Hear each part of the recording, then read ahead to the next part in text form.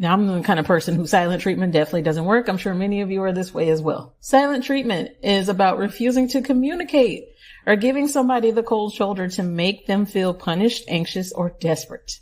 For instance, they want you to keep texting them over and over and over, and then they're sitting there watching you. Or they're like, I'm going to put my phone on Do Not Disturb. I'm going to watch this person completely lose it, completely crash out, because that's what I want. Because now I have the control over them. So when that person who's manipulating you refuses to communicate, they feel like they are punishing you in some way. They want you to be anxious. They want you to feel desperate. Like, oh my God, what did I do wrong? Or what if I never hear from this person again? Was I blocked? What's going on? You're crashing out. So now they're ignoring your text messages. They might walk away in the middle of your conversations. And I do not mean walk away in the middle of conversations because they're afraid. Because that's another thing that I want to say to people who have been survivors of any sort of abuse. Trigger warning. Trigger warning. If you are a survivor of any sort of abuse, you will likely try to distance yourself when it comes to confrontation because your body remembers what confrontation can lead to. And so you will be like, you know what? I'm going to go to the other room, or I'm done talking about this. I'm not going to do this because you're afraid. That is not what I'm referring to. Your body remembers things even if your mind says, I'm safe. Okay. So that's that fight or flight kicking in. So that is not what I'm referring to. What I'm referring to when it comes to silent treatment is that this person who is being manipulative is purposely walking away because they want you to chase after them.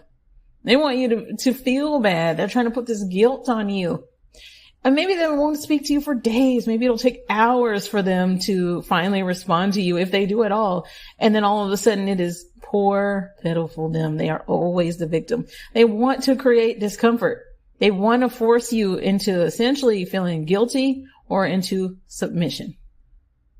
Love bombing. Here's another buzzword. Love bombing typically happens in romantic relationships, but it can happen with family.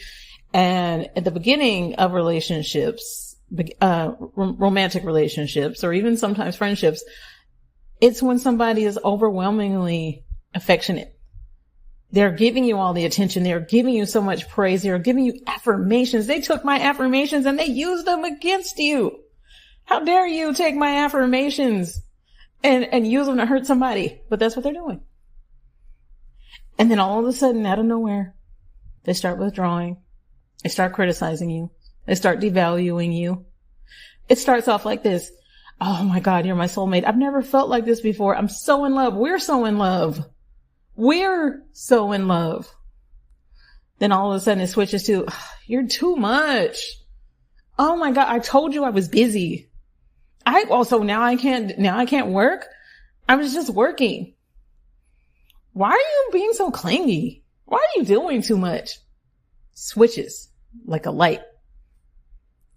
And this is to hook you emotionally. And so you're constantly relying on their validation. What do I say about validation a lot? That I want you to never seek validation. That I want you to become so self-confident that nobody's validation matters to you. That includes your own parents. Nobody's validation should matter more than your own. The more good you are with you, the better you are for everybody else. The more you're able to be there for everybody else, the more you're able to give that love. This is when they are manipulating you with love bombing, it's to keep you off balance. Because if I pull away, now you're drawing in. And here's the thing. Do not ever chase anybody. Because I know you've heard this before, and this is why I don't teach love spells, and this is why I'm adamantly against love spells. If you have to chase it, it was never meant for you. It means it's running. If you have to manipulate it, it was never meant for you. The universe has been trying to tell you this. And so it's going to blow up in your face. A lot of so-called love witches will never mention that part. They will never mention that the reason why love spells eventually become very dark in turn is because you are trying your hardest to manipulate somebody else's energy. You are definitely the person that I'm referring to right now. But that's not for you. That's not you. That's why I don't teach that on here. I teach self-love spells. And when people say, well, I'm so sick of hearing about self-love. Well, if you don't like you, then how does anything in your life work? You're essentially admitting you can't stand yourself because 1, you didn't heal. Because 2, you are allowing other people's trauma dumping, etc., to shape who you are. And so, yes, you can still manifest. You can still have this amazing life on the outside. On the inside, you're rotting. And so that's why I teach about self-love. Because I think what goes through my head is, how is this not an easy concept for people like this who don't get it? How do you not get that if you don't like you, everything else around you doesn't even matter? Yeah, you manifested that mansion. Yeah, you manifested this high-paying job, but you despise yourself. And now you're taking it out on everybody else. What do I like to say? You're bleeding all over everybody else. That's what I'm referring to. No love bombing over here. No love spells. That's desperate. That's gross. And 1 second, new moons, because I have some more notes here, but I need to pull them up. 1 second. So let's talk a little bit about playing the victim. This is another area that we've all been familiar with. We have all seen this happen firsthand. And the overall definition of playing the victim is that this person will pretend to be helpless or wronged in order to avoid responsibility or so that they can receive sympathy. And how this looks is, well, I was just trying to help and now you're mad? Or, I guess I'm just a horrible parent. I guess I'm just so awful.